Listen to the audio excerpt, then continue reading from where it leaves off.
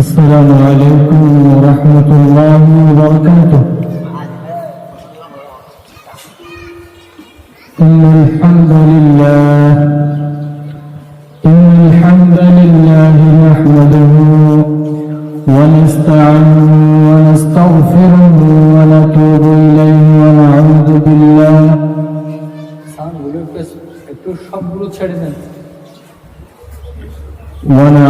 بالله من شرور أنفسنا وسيئات أعمالنا.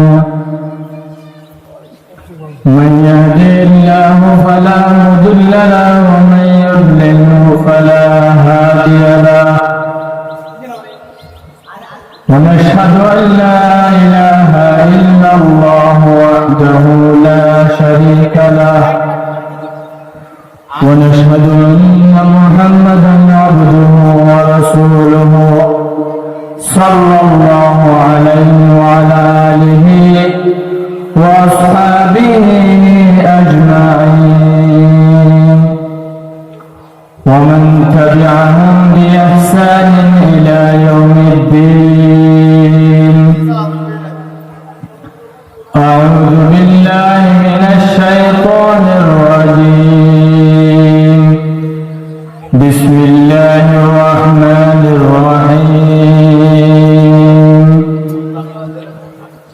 لتجدن أشد الناس عداوة للذين آمنوا اليهود والذين أشركوا ولتجدن أقربهم مودة للذين آمنوا قالوا إنا نصارى ذلك بأن منهم قسيسين ورهبانا وأنهم لا يستكبرون.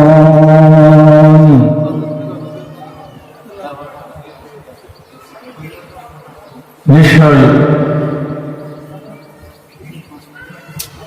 কৃতজ্ঞতা সহ সকল প্রশংসা, সকল শুকরিয়া, সকল গুণকীর্তন আল্লাহ রাব্বুল আলামিনের জন্য, যিনি আমাদেরকে জীবিত রেখেছেন।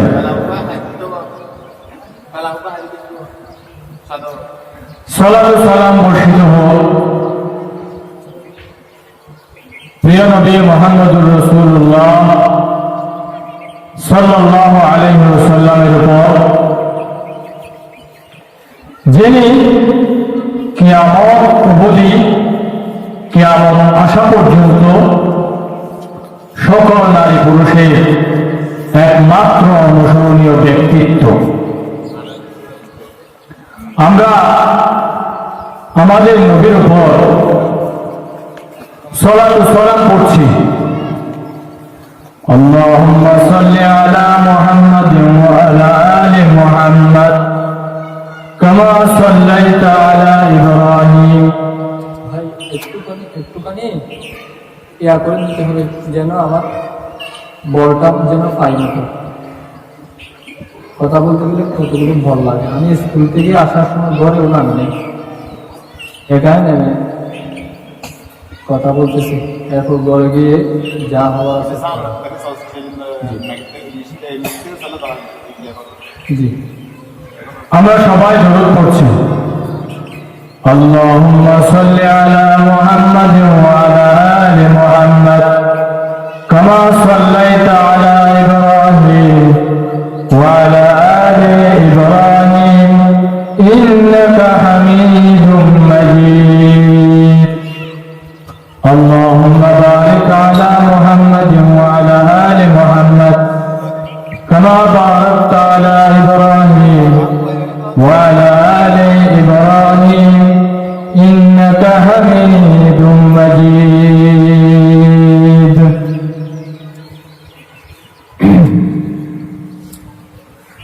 অতঃপর অবশ্যই আপনি পাবেন আসাদ্দান নাস, অধিক কঠিন মানুষ আদাওয়াতান, শত্রুতার দিক দিয়ে, হিংসার দিক দিয়ে, গুসার দিক দিয়ে, প্রতিশোধ পরায়ণের দিক দিয়ে আপনি অধিক কঠিন এবং কঠোর মানুষ হিসেবে পাবেন। লিল্লাযীনা আমানু, মুমিনদের জন্য, যারা মুমিন তাদের জন্য শত্রুতার দিক দিয়ে, প্রতিশোধ পরায়ণতার দিক দিয়ে অধিক কঠিন এবং কঠোর মানুষ হিসেবে পাবেন কাদেরকে? আল ইয়াহুদ, ইহুদিদেরকে। ইহুদিরা শত্রুতার দিক দিয়ে, প্রতিশোধ পরায়ণতার দিক দিয়ে মুমিনদের জন্য অধিক কঠিন এবং কঠোরতর অবস্থানে তারা থাকবে। এবং ওয়াল্লাযীনা আশরাকু, যারা পৌত্তলিক, যারা মুশরিক, পৌত্তলিক, যারা আল্লাহকে ছাড়া অন্যকে পূজা করে, পূজা দেয়, তারা মুমিনদের প্রতি শত্রুতার দিক দিয়ে, প্রতিশোধ পরায়ণতার দিক দিয়ে অধিক কঠিন এবং কঠোরতম অবস্থানে থাকবে। ওয়ালাতাজিদান্না আকরাবাহুম, আপনি অবশ্যই তাদেরকে পাবেন, অধিক নিকটে পাবেন। মাওয়াদ্দাতান, হৃদ্যতার দিক দিয়ে, ভালোবাসার দিক দিয়ে, মুমিনদের জন্য হৃদ্যতার দিক দিয়ে, ভালোবাসার দিক দিয়ে অধিক কাছে পাবেন। ক্বালু, যারা বলে ইন্না নাসারা, নিশ্চয় আমরা নাসারা, নিশ্চয় আমরা খ্রিস্টান, এই কথা যারা বলে তারা মুমিনদের জন্য শত্রুতার দিক দিয়ে, মুমিনদের জন্য হৃদ্যতার দিক দিয়ে, ভালোবাসার দিক দিয়ে একটু নমনীয়তা দেখাবে। এর কারণ কি? এর কারণ হল খ্রিস্টানদের ধর্মযাজকরা, খ্রিস্টানদের পীর পুরোহিতরা, খ্রিস্টানদের আলেম উলামারা, তারা জানে যে তাদের নবী এখনো জীবিত আছেন। তারা জানে যে তাদের নবী ঈসা আলাইহিস সালামকে হত্যা করা হয়নি। তারা জানে যে তাদের নবী ঈসা আলাইহিস সালামকে আকাশে তুলে নেওয়া হয়েছে। তারা জানে যে তাদের নবী ঈসা আলাইহিস সালামকে কিয়ামতের আগে মুহাম্মদ সাল্লাল্লাহু আলাইহি ওয়াসাল্লামের অনুসারী হওয়ার জন্য আকাশ থেকে আবার নামিয়ে দেওয়া হবে। এই কথা তারা ভালোভাবে জানে, খ্রিস্টানদের আলেম ওলামাগণ, পীর পুরোহিতগণ। এই কারণে তারা মুমিনদের জন্য হৃদ্যতার দিক দিয়ে, ভালোবাসার দিক দিয়ে একটু হৃদ্যতা দেখাবে। তারা কঠোরতম অবস্থানে থাকবে না। এর মূল কারণ এটি। আমি কথা বলতে চাচ্ছিলাম, ইহুদি, খ্রিস্টান এবং পৌত্তলিক মুশরিক যারা আল্লাহকে ছাড়া অন্যকে পুজো দেয়, তারা হল বিশ্বস্ত ব্যক্তিদের জন্য চিরস্থায়ীভাবে তারা শত্রুতা পোষণ করবে। এটা একটা বিদিত কথা, যেখানে কোনো ফাঁকফোকর নেই, যেখানে কোনো সন্দেহের অবকাশ নেই। তো তাদের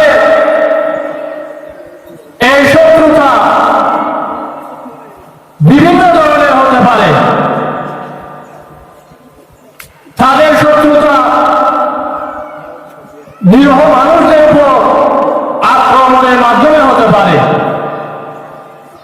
তাদের এই শত্রুতা নিরীহ মুমিন নারী পুরুষদের উপর আক্রমণের মাধ্যমে হতে পারে।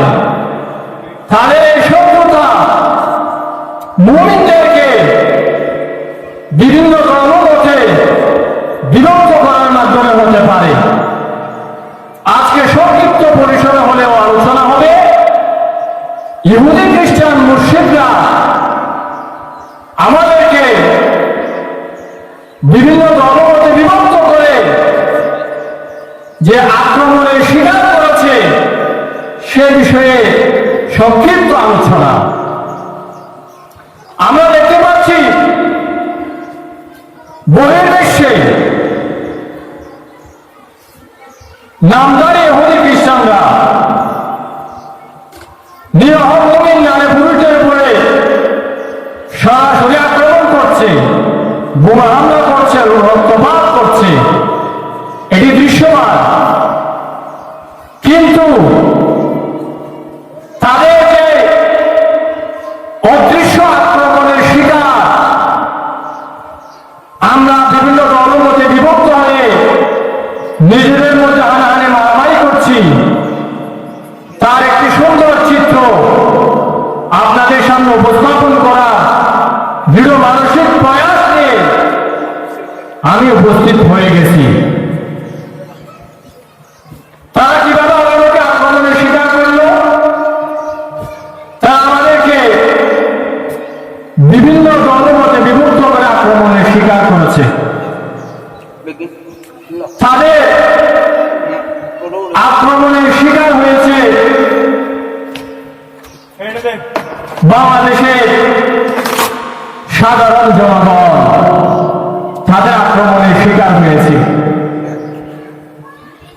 বাংলাদেশের সাধারণ জনগণের মাথার মগজের মধ্যে একটি ঘুরপাক যাচ্ছে, কখন যে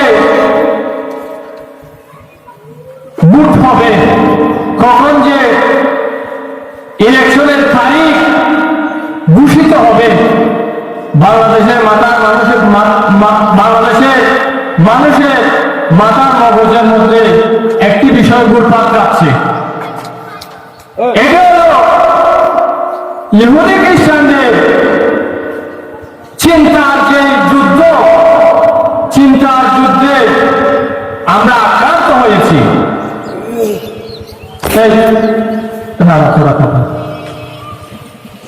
চিন্তার যুদ্ধে আক্রমণে আমরা শিকার হয়ে গেছি। তাও আমরা জানি আমাদের অনুসরণীয় ব্যক্তিত্ব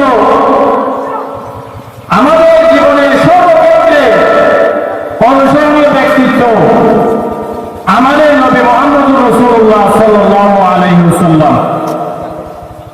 কিন্তু বর্তমান যে ভোটের মাধ্যমে নেতৃত্ব নির্বাচনের যে একটি পদ্ধতি, এর পদ্ধতি আদৌ কি ভাই এটা হবে না?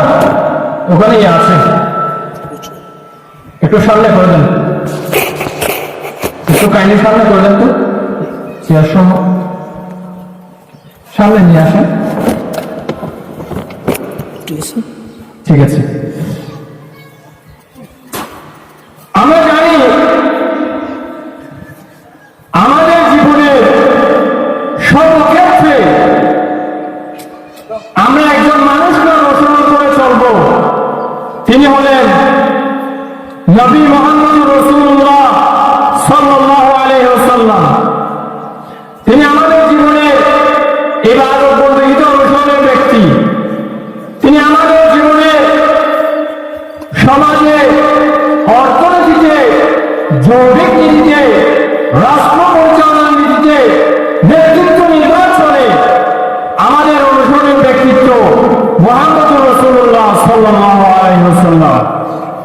কিন্তু বর্তমান নেতৃত্ব নির্বাচনে আমরা ইহুদি খ্রিস্টানদের আক্রমণের শিকার হয়ে গেলাম।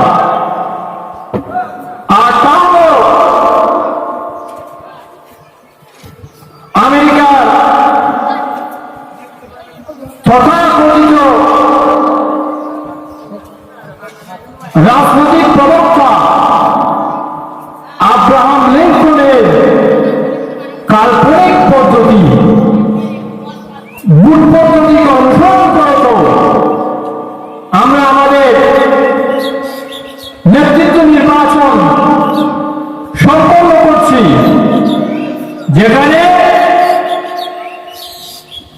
গুণীগুলো গুণের মান নেই, যেখানে গুণী এবং নির্গুণ সমান, যেখানে একজন মুক্তিযোদ্ধার ভোট আরেকজন কৃষকের ভোট সমান, যেখানে একজন ম্যাজিস্ট্রেটের ভোট আরেকজন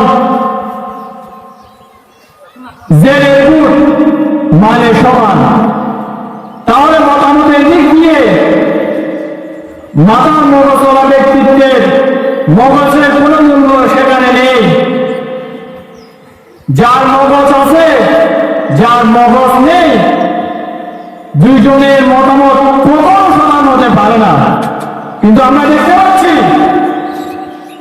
যে ব্যক্তি ম্যাজিস্ট্রেট সে যে ভোট দিয়ে আসছে, আর যে ব্যক্তি কৃষক সে যে ভোট দিয়ে আসছে তার ভোটের মান সমান।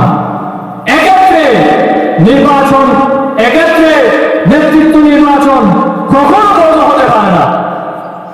ইসলামের দৃষ্টিতে, ইসলামের দৃষ্টিতে একজন ন্যায়বান ব্যক্তির সাথে আরেকজন অন্যায়কারী ব্যক্তি কখনো প্রতিদ্বন্দ্বিতা করতে পারে না, কখনো পারে না। এটা কিয়ামত হয়ে যাবে, এটা কিয়ামত হয়ে যাচ্ছে বিধায় আমি আপনাদেরকে বলে যাচ্ছি।